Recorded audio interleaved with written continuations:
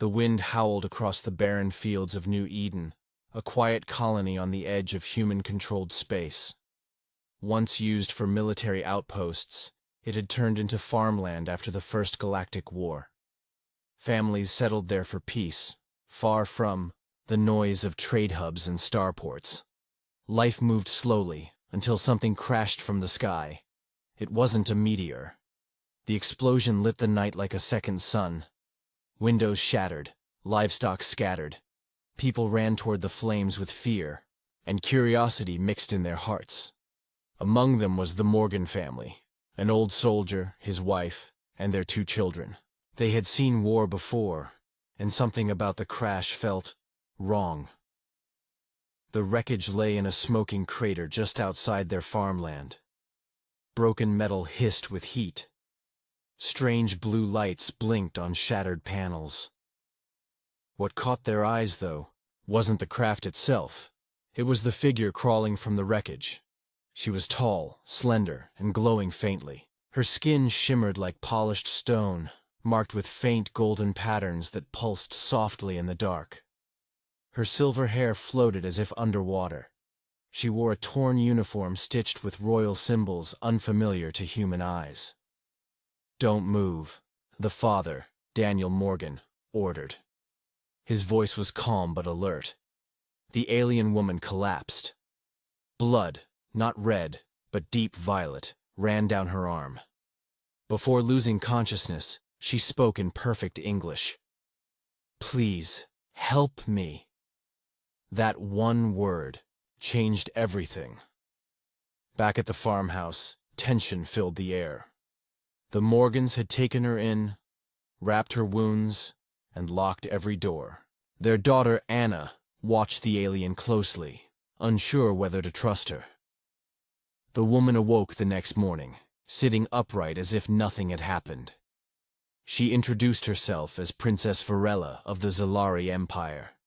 The name alone was enough to make Daniel reach for his old sidearm. The Zalari were not allies. They had once tried to conquer Earth. "I'm not here to harm you," she said gently. "I'm hiding from my own people." They didn't believe her, not at first. But she wasn't aggressive. She didn't ask for weapons or ships. She ate what they gave her, spoke when asked, and spent most of her time staring at the sky. There was a sadness in her eyes that even young Eli, the Morgan's son, could see. Anna, always cautious, was the first to notice the strange behavior. At night, Varela would whisper in a soft language and touch a small crystal embedded near her collarbone. It glowed faintly with each word, as if responding. "She's doing something," Anna told her parents. "Something secret." Still, Varela remained peaceful. She helped with chores, even tried to mimic their way of life. One afternoon, she laughed at Eli's jokes. The sound was so human that it made Daniel uncomfortable. How could someone like her, an alien princess, laugh like a child?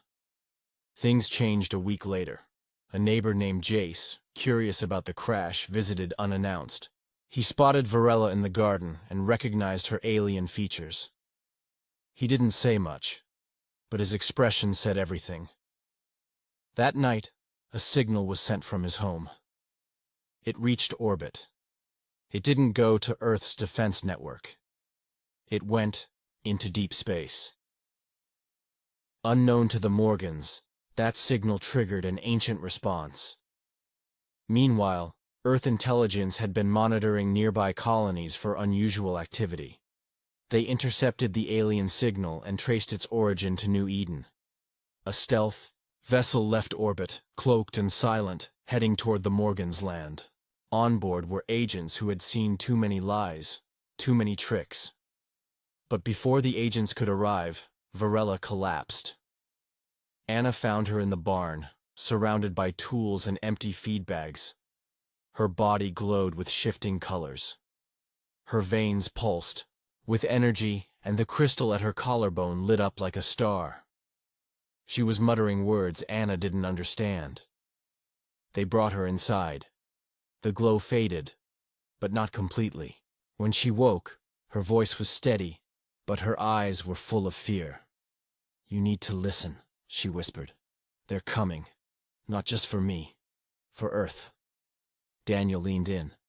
"Why? What are you not telling us?" Varela sat up slowly. "I didn't crash. I chose to come here. I needed a human family. I needed to know if your kind was still strong." The room went silent. Eli stepped back. Anna stared, unsure if it was a warning or a confession. "What do you mean, still strong?"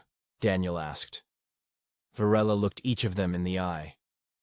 "Because the Empire is planning something, and I am the only one who can stop it. But I can't do it alone." Outside, dark clouds gathered over New Eden. Somewhere high above, alien eyes watched. And deep in the shadows of space, ships began to move. The game had started, but the Morgans didn't know the rules yet. The morning sun lit up the fields of New Eden as if nothing unusual had happened. Birds chirped, machines hummed, and crops swayed in the breeze. But inside the Morgan home, silence reigned. The truth. Princess Varela shared the night before still hung heavy in the air. Daniel stood by the window, his arms crossed. He had seen battles and betrayals before, but nothing prepared him for this kind of storm. His wife, Miriam, brewed tea without speaking. Her hands moved out of habit, but her eyes were elsewhere. Varela sat at the table with her back straight. She looked different now. Not in appearance, but in presence. The quiet, kind guest had turned into someone with purpose. Her voice, calm and clear, repeated what she had said before. "The Empire will not come in peace. They want Earth for what lies beneath it." "What lies beneath?" Daniel asked, still unsure if he could believe her. "Old power," she replied. "Buried long ago, before even your kind arrived in space. My ancestors tried to use it once. It almost destroyed us." Eli, the young boy, leaned forward. "Why here? Why Earth?" "Because humans are the only ones left who can survive its awakening," she answered. "And that scares them." Later that day, Varela helped Anna hang fresh sheets outside. The wind pulled at the fabric as they worked. For a moment, they said nothing. Then Anna broke the silence. "You act like one of us," she said, looking at the alien princess. "Why?" Varela didn't stop moving. "Because your family is different. You don't see me as a threat. You helped without asking what I could give in return." Anna narrowed her eyes. "And what do you really want?" Varela tied the last sheet. "To stop the war before it begins." They walked back to the house in silence, each lost in thought. Neither noticed the small drone hidden in the trees, watching them. That evening, a black ship hovered low above the horizon. Silent, sleek, invisible to the naked eye. It landed a mile away and vanished into the shadows. Earth intelligence had arrived. 2 agents, dressed in dark suits and armor, approached the Morgan house at dawn. They knocked firmly, not bothering to hide their presence. Daniel opened the door with a steady gaze. "We need to speak with the guest in your home," one agent said. "What for?" Daniel asked calmly. "She's been identified as Princess Varela of the Zalari Empire. We have questions." Miriam stepped beside him. "She's recovering. You'll wait." The agents paused. One checked a device. "You're harboring a potential threat to Earth." Daniel didn't flinch. "We've fought threats before. This one eats pancakes." Inside, Varela stepped out of the hallway. Her face held no fear. "Let them speak. I have answers." The living room turned into a war room. Maps, holograms, and encrypted files filled the space. Varela spoke slowly, pointing to key locations on the galaxy map. "The Zalari are moving fast. They've sent spies to key human colonies. Within 10 days, they'll activate beacons that will disable your defense systems. And you're helping us stop them? One agent asked, doubtful. I'm helping you survive, Varela replied. And I'm doing it because I believe in something I've only seen in humans. Hope without fear. The agents exchanged looks. It wasn't trust yet, but it wasn't rejection either. In the following days, the Morgans' quiet life turned into something else entirely. Their barn was converted into a communications hub. Soldiers in plain clothes arrived, setting up sensors and scanners. Satellites shifted above the planet, tracking movement beyond the stars. Varela worked with Anna to decode messages coming from distant moons. Eli helped an engineer build a jammer from parts salvaged from an old tractor. Even Miriam found herself cooking meals for humans and aliens alike. Despite the chaos, something unexpected happened. Unity. But peace didn't last long. One night, while scanning the skies, Anna spotted a flare in the upper atmosphere. It wasn't natural. It was a signal. "Is that ours?" she asked, pointing to the glowing streak. Varela shook her head slowly. "No. That's a warning." Moments later, Earth's early warning system lit up. Zilari scout ships had entered the edge of the solar system. Their arrival was earlier than predicted. Daniel gathered the family in the living room. The agent stood nearby, already preparing for evacuation. "Time's running out," Varela said. "They're not just coming for me now, they're coming for all of you." Daniel looked at her with a calm fierceness. "Then they'll find out what happens when you corner a human." The others nodded, not with fear, but with fire in their hearts. Outside, the wind picked up again. The stars overhead seemed to flicker more than usual. But the Morgan farm stood tall, not as a battlefield, not as a base, as the place where one alien chose humanity, and humanity chose to fight back.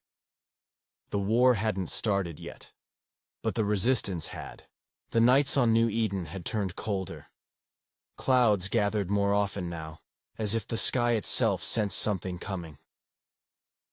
In the Morgan house, the usual sounds of evening, laughter, footsteps, quiet music, had disappeared. Tension filled the air like smoke. Varela had grown weaker.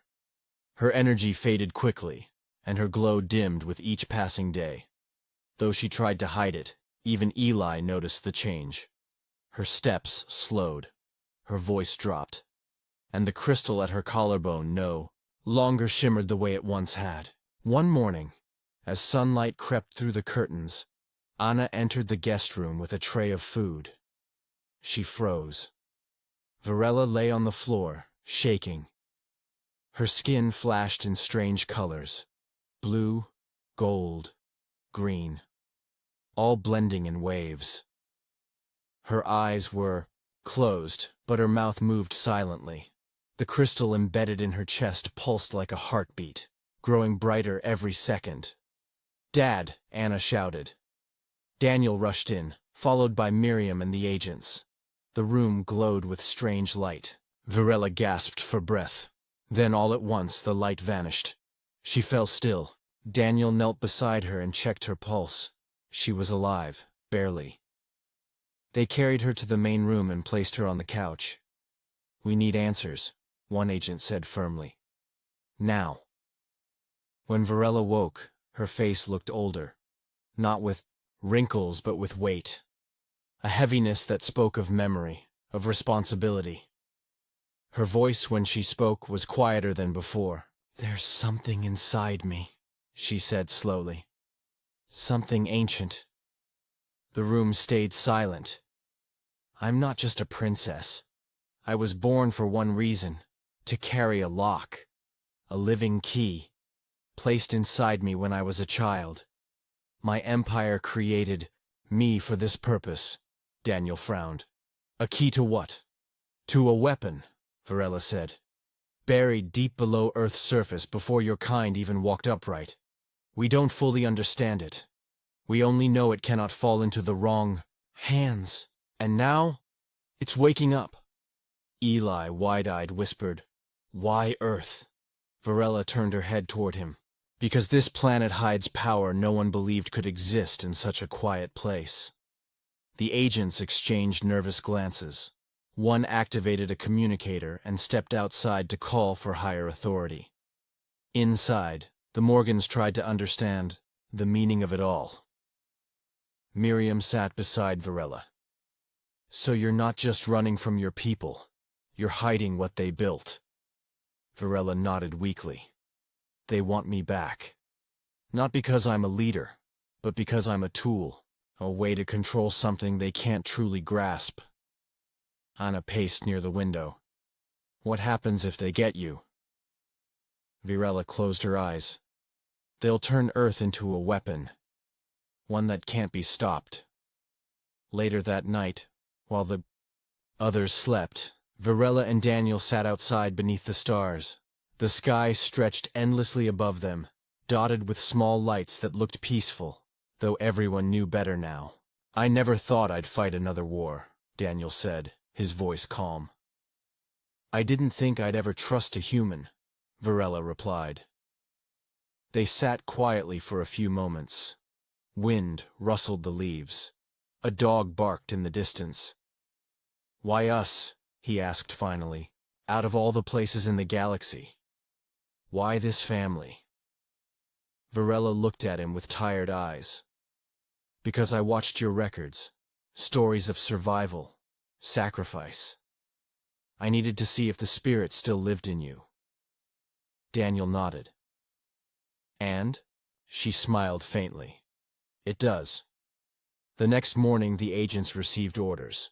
Varela was to be moved to a secure underground facility far from the colony. The Morgans were given the choice to stay behind or join the escort. Anna didn't hesitate. "We're going with her." Eli grinned. "I'm not missing this." Miriam simply packed a bag and stood ready. Daniel looked at the house one last time, then followed without a word. The journey began at sunset. A convoy of 4 vehicles rolled across the plains. Varela rode in the middle one, surrounded by guards and equipment. Anna and Eli sat beside her, offering smiles and quiet words. As they traveled, Varela placed a hand over the crystal in her chest.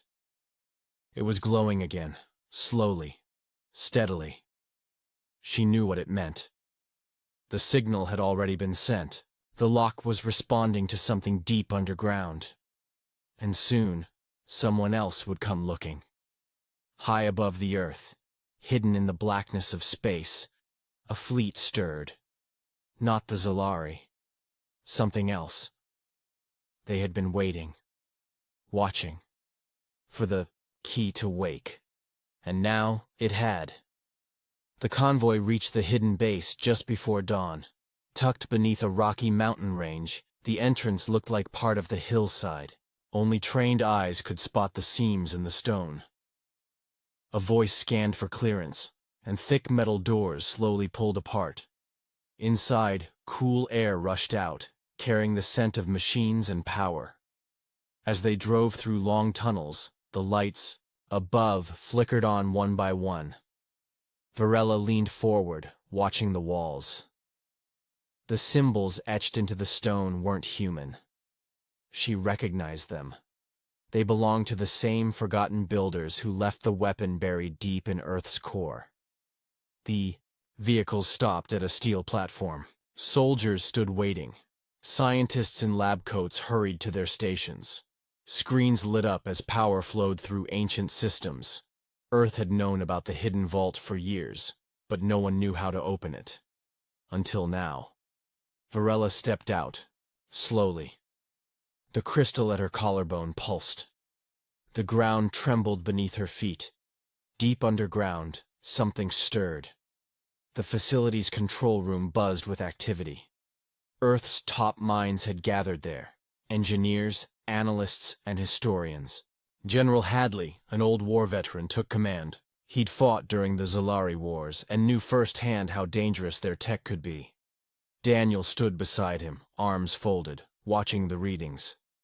Varela sat in a secure chair near the center console. Wires ran from her crystal to the computers. Data flowed faster than anyone could read.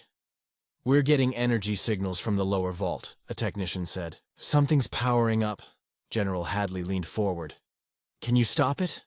Varela shook her head. "It's too late to stop. But we can control it, if we move fast." In another part of the base, Anna and Eli were given small devices. Not weapons, but communication tools. Anna held hers tightly. She didn't trust the machines, but she trusted her family.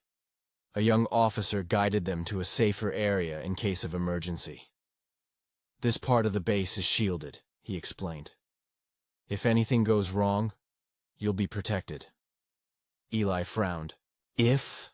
The officer hesitated, then smiled weakly. "Just a figure of speech." Back in the control room, the systems began to unlock. Ancient metal doors opened beneath the facility. A lift dropped into the darkness. Varela insisted on going alone. "No one else can enter," she said firmly. "It was built to read my signature only." Daniel stepped forward. "You shouldn't face this alone." She looked at him.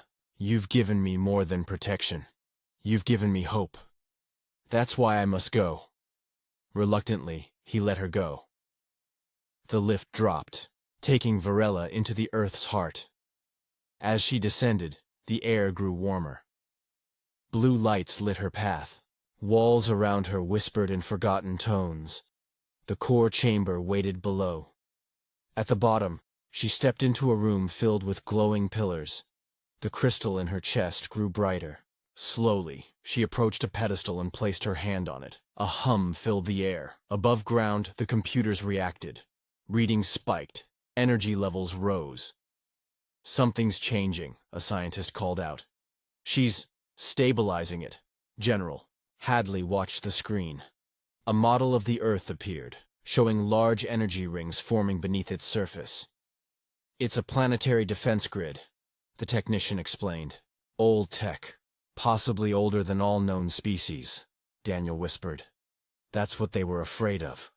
Meanwhile, in orbit, enemy ships crept closer. Cloaked vessels, sleek and silent, prepared for descent. Their sensors scanned the planet's surface, searching for a signal. It came from the vault. The Zalari commander received the coordinates. "We move now. Take the girl. Disable the system." Hundreds of attack drones shot from the lead ship. Silent and fast, they headed toward the base like metal raindrops. Back inside, alarms screamed. "We've been found!" someone shouted. General Hadley activated the emergency protocols. Doors locked. Defense turrets turned outward. Fighters scrambled from hidden runways, engines roaring to life. Daniel grabbed a weapon. So did Miriam. Even Anna and Eli were moved deeper into the secure zone. "They're here for her," Daniel said. Hadley nodded. "Then they'll have to go through all of us." Below, Varela finished the sequence. The pillars turned gold. The hum stopped. Silence returned. She stepped back, breathing hard. Then she looked up. A new symbol glowed above her, one she had never seen. It wasn't Zalari. It wasn't alien. It was human. Something ancient had recognized her connection to Earth, not as an invader, but as part of the family she had chosen. Suddenly, the base shook. The first wave of drones hit the outer walls. Turrets fired. Missiles launched. Explosions rocked the valley. Above, human ships rose from underground hangars, swarming into the sky. This wasn't just defense anymore. This was war, and Earth was awake. Smoke rose above the hills as enemy drones slammed into Earth's defenses. Bright flashes lit the sky. Ground cannons fired, their thunder shaking the valley. What had been a secret base was now a battlefield. Inside, sirens echoed. Officers barked orders. Soldiers rushed through metal corridors, preparing for full engagement. The attack had started, and it was stronger than expected.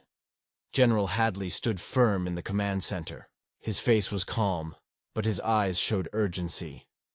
"They're not testing us," he said. "They're trying to finish it before we're ready." Daniel loaded his rifle, checking the charge.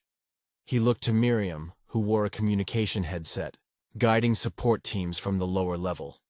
Their children were safely hidden in a deep vault room. Eli held a flashlight. Anna gripped a small emergency pistol, just in case. Above all the noise and movement, Varela stood at the center. The crystal at her collarbone still glowed, its light steady and soft. Her presence calmed the chaos around her. She wasn't just an outsider anymore. She was part of Earth's last line. A transmission came through from orbit. A hologram flickered into the room, showing a Zalari commander. His face was narrow, his eyes sharp and cold.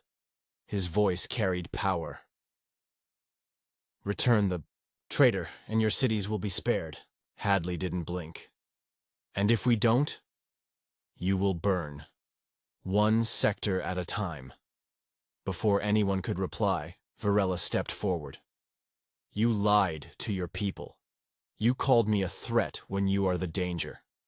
This war will not end with my return. It will only begin." The commander's smile vanished. "So be it." The hologram faded. Outside, the battle grew worse. Drone swarms flooded the air. Automated cannons exploded. Fires spread across the outer perimeter. The enemy moved with precision. Every attack was part of a larger plan. Human pilots launched counterstrikes. Fighter jets soared through the sky, firing missiles and releasing flares. Smaller ships rose from hidden bays, circling like hawks. For every drone destroyed, another took its place. Daniel and Miriam led a defense team at the west entrance. Bullets, energy blasts, and smoke filled the air. The ground trembled beneath their boots, but they didn't fall back. A nearby soldier shouted, "They're pushing toward the core!" Daniel fired back. "Then we stop them here!" Below ground, Varela reached out to the vault's control system. The energy grid she had activated earlier began responding. Across the planet, ancient satellite nodes powered up. Some were buried in deserts, others hid under ocean floors. All of them pulsed in sync. One by one, golden rings appeared in Earth's upper atmosphere. Invisible before, they now shimmered. As old defenses awakened, they had been silent for centuries, waiting for a signal. That signal had finally come. The base's computers detected the change. "New readings coming in," a technician called out. "The planetary grid is syncing with her energy signature." Hadley nodded. "That's our advantage." As the enemy pushed harder, the humans didn't break. They adapted. Small squads flanked the drones using tunnels and back routes. Engineers rerouted power from damaged areas to keep shields online. In the middle of it all, Anna left the safe zone and ran to the control room. She found Varela alone, her hands pressed against the glowing panel. "You're hurting," Anna said softly. Varela smiled faintly. "Pain is part of the task. But it's worth it." Anna stepped closer. "They'll come for you. Again and again." Varela looked her in the eyes. "Let them. I won't run anymore." In orbit, the Zalari fleet prepared its final strike. Warships locked their weapons onto the base. Their commanders believed victory was close. They didn't notice the change in Earth's upper atmosphere. Not yet. Suddenly, beams of golden light burst from the planetary rings. They struck the enemy ships with precision. Hulls cracked. Engines failed. Alarms blared across the fleet. Ships fell from orbit like dying stars. The tide had turned. From the ground, cheers erupted. For the first time in hours, hope rose again. But the battle wasn't over. Inside the base, enemy ground units had slipped through a damaged gate. They moved fast, heading for the vault. One drone burst through a side corridor, firing at anything in its path. It aimed for Varela. Anna didn't hesitate. She grabbed a steel rod and slammed it into the drone's eye before it could fire. Sparks flew. The machine fell. Varela turned. "You could have been killed." Anna shrugged. "So could all of us." We fight together, remember? By nightfall, the enemy was retreating. Survivors were captured. Damaged systems were repaired. Earth had held the line. In the command center, Hadley removed his helmet. He looked at Varela with respect. They'll be back. You know that. She nodded. And we'll be ready. Daniel joined them, wiping soot from his face. They underestimated humans, again. Varela looked at the glowing map of Earth. Not just humans. Families. People who don't quit, even when everything burns. She placed her hand on the crystal again. Its light was stronger now. The enemy had betrayed peace. But Earth had answered, with fire. Dawn returned to New Eden, but the sky was no longer peaceful. Trails of smoke marked the places where ships had fallen. Pieces of broken drones littered the fields. Still, Earth had held its ground. Inside the mountain base, recovery teams worked fast. Wounded were treated, damage was assessed, and new plans formed. The worst had passed, for now. But everyone knew it wouldn't be the last attack. General Hadley walked through the corridors with purpose. Every room he entered grew quiet. His voice remained calm, but his eyes showed determination. We stopped them once, he said to his officers. Now we hit back. Across the command table, maps glowed with red and green points. Enemy locations blinked in the outer systems. Intelligence reports confirmed what Varela had feared. Zalari fleets were gathering again. And this time, they were bringing everything. We don't wait for another strike, Hadley added. We take the fight to them. Varela stood beside Daniel in the control room. Her strength had returned, though the light in her crystal remained low. She had given much to awaken Earth's defenses, but her will stayed strong. They never believed you would resist this hard, she told Daniel. They always mistake kindness for weakness, he replied. She smiled faintly. Now, they'll see both. Preparation began that same hour. Earth's hidden fleets rose from bunkers deep beneath oceans and deserts. Silent carriers launched into orbit. Small strike ships, fast and sharp, joined them. Old war machines, long forgotten, were pulled from storage, upgraded with new systems and Zalari tech, stolen from past battles. Engineers worked day and night. Mechanics checked every bolt and every engine. Pilots sharpened their focus.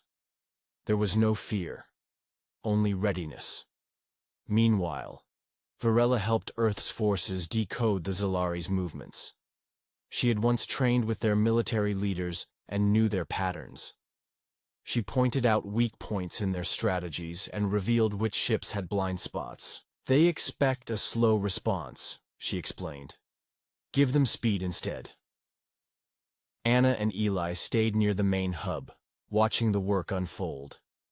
Anna helped with field communications, learning codes and signals. Eli followed the engineers, handing them tools and asking questions. For two kids from a small farm, the base had become something much bigger than they ever imagined. They had grown, not just in knowledge, but in courage. I wish Mom could see this, Eli said quietly one evening, staring at the launch bay. She does, Anna answered, placing a hand on his shoulder. She sees all of it. 3 days after the first attack, Earth's fleet was ready. Varela stood before the pilots, dressed in a dark suit that blended human armor and alien design. Her voice rang clear through the speakers. You were never supposed to win, she told them. The Zalari thought Earth would break like glass. But they forgot what you are made of, not steel or fire. You are made of heart. A roar followed. Engines came to life. Ships lined up above the planet, glowing under the rising sun. This was not just war. It was a message. The first target was a Zalari war factory hidden inside a hollow moon near the edge of human space. It had supplied weapons for decades, untouched and unseen, until now. Earth's fleet arrived in silence. Stealth systems kept them hidden. When the signal was given, they struck with precision. Torpedoes cut through space. Laser cannons burned holes in thick walls. Fighters moved like lightning, dodging enemy fire. The moon shook as explosions rippled through its core. Zalari soldiers panicked. Their commands were too slow. By the time they activated their defenses, it was already too late. Varela led a small team into the control center. Daniel followed, along with 2 elite human soldiers. They moved through metal halls, facing resistance only at the final gate. "We end it here," Varela said, placing her hand on the security panel. The door slid open, revealing the main power source. The core hummed with stolen energy. Daniel placed a charge on the central console. The timer ticked. "Let's move," he ordered. They ran back as the lights flickered. Behind them, the core flashed once, then burst into a giant fireball. The moon began to crack. The team escaped in a fast shuttle just before it collapsed. Back on Earth, the news spread quickly. People cheered. Colonies sent messages of support. Even planets once afraid to join the resistance now offered soldiers and ships. Hope moved faster than fear. In orbit, Earth's commanders gathered to plan their next step. Hadley stood beside Varela, watching the stars on the screen. "You were right," he said. "They weren't ready for us." She nodded. "And they still aren't." The silence in Zalari space was loud. After the destruction of the war factory, transmissions stopped. Fleets fell back. Support stations turned dark. The once proud empire began to shake under the pressure of something it never expected: defeat. In every corner of the galaxy, whispers spread. Colonies long ignored by the empire began rising. Some declared independence. Others sent messages of peace to Earth. Even rival species started watching humans with new respect and caution. Back on New Eden, life slowly returned to rhythm. The burned fields near the base were being cleared. Smoke no longer covered the skies. Soldiers helped locals rebuild fences and homes. What had been a battleground was turning into a symbol. Varela stood on a hill above the valley. The wind moved gently around her. The crystal in her chest no longer glowed as before, but its warmth remained. Behind her, Daniel walked up the slope. "They're calling it the turning point," he said, stopping beside her. She looked out across the land. It was more than that. It was the moment Earth proved it belonged in the stars. Daniel nodded, and showed no one could take that away. Inside the mountain base, General Hadley gathered with leaders from allied planets. Holograms filled the table, showing distant systems and border zones. For the first time, Earth wasn't just defending itself, it was leading. "This is our chance to build something better," he said. "Not an empire, not a rule of fear, a pact of strength and respect." Varela joined the meeting. Her voice was clear.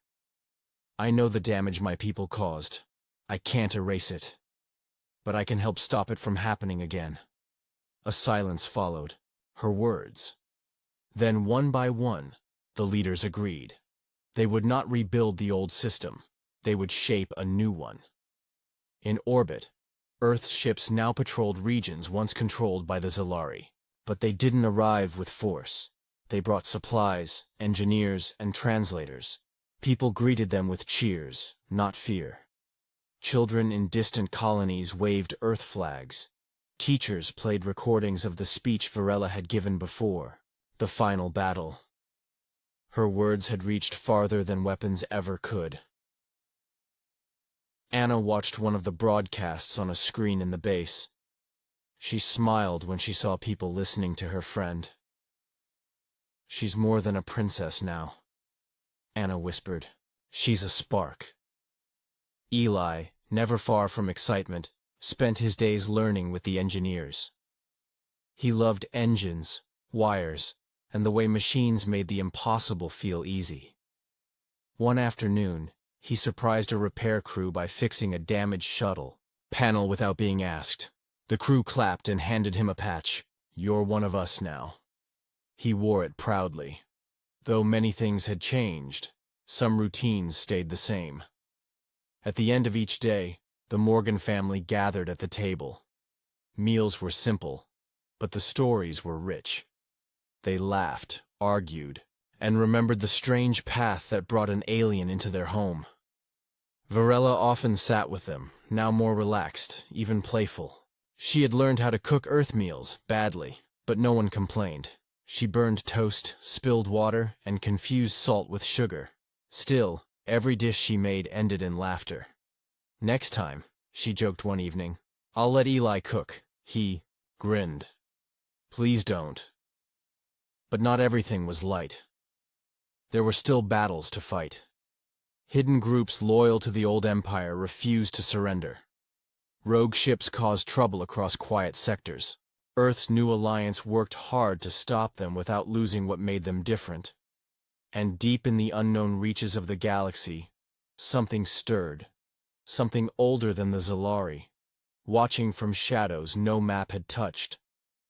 But Earth was not afraid, because now, the galaxy had seen what humans could do when they stood as one. One day, weeks after the last major strike, a celebration took place on New Eden. Leaders from across the Alliance gathered under the open sky. There were no grand speeches, no medals, just people sharing food, stories, and songs. A small stage was set at the edge of the field. Children from many worlds performed a song together. Their voices, mixed in different languages, filled the air with warmth. Varela stood beside Anna and Daniel, her eyes glassy. "This is what I hoped for," she whispered. Daniel placed a hand on her shoulder. "You helped make it real." As the sun set, lights sparkled in the sky, not from ships or weapons, but from lanterns released by the crowd. Each one floated upward, a symbol of peace and a promise for the future. Varela watched them rise. She thought of her people, her past, and the girl she used to be. She had crossed the stars, broken her birthright, and faced death more than once. And in the end, she had found something no crown could offer. A home.